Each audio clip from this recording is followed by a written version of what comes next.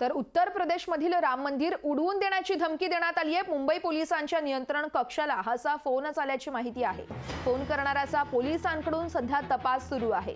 उत्तर प्रदेशमधील राम मंदिर उडवून देण्याची धमकी देण्यात आली आहे। मुंबई पोलिसांच्या नियंत्रण कक्षाला फोन आला असून फोन करणाऱ्याचा तपास सध्या पोलिसांकडून सुरू आहे।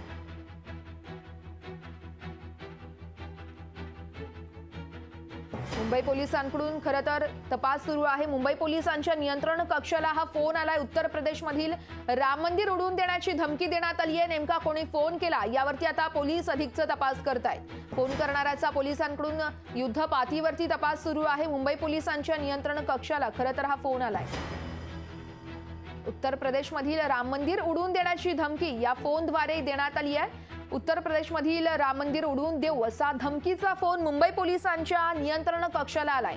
तर फोन करणाऱ्याचा पोलिसांकडून तपास देखील सुरू आहे। मुंबई पोलिसांच्या नियंत्रण कक्षाला हा फोन आला आणि त्याच अनुषंगाने आता फोन करणाऱ्याचा तपास मुंबई पोलिसांकडून सुरू आहे।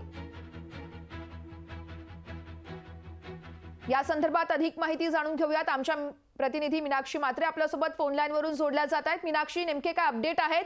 मुंबई पोलिसांना पुन्हा एकदा फोन आलाय, मात्र यावेळेस उत्तर प्रदेशमधील राम मंदिर उडवून देण्याची मोठी धमकी देण्यात आली आहे।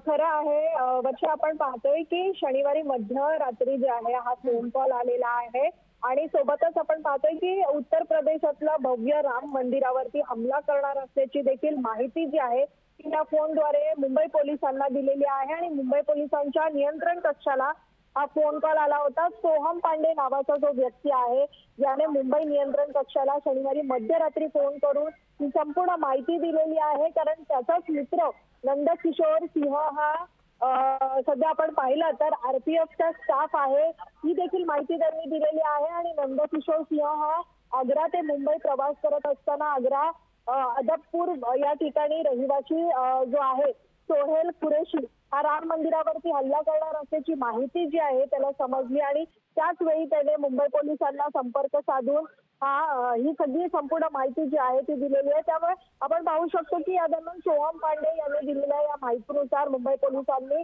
संपूर्ण संबंधित सर्व यंत्रणा ज्या आहेत त्यांना आता सतर्क केलेला आहे आणि हा फोन करणारा व्यक्ती कोण आहे, सोबतच या व्यक्तीने दिलेली जी माहिती आहे याबाबत पोलीस खात्री करून मात्र तपास जो आहे तो सुरू ठेवलेला आहे मुंबई पोलिसांनी। नक्कीच मीनाक्षी, खरं तर या फोन करणाऱ्याचा पोलिसांकडून तपास केला जातो। या तपासात नेमकं काय निष्पन्न होतं हे बघणं अत्यंत महत्त्वाचं ठरणार आहे। तुर्तास धन्यवाद तू दिलेल्या सविस्तर माहितीसाठी। लोकशाही मराठी ऐका, पहा, जागरूक रहा।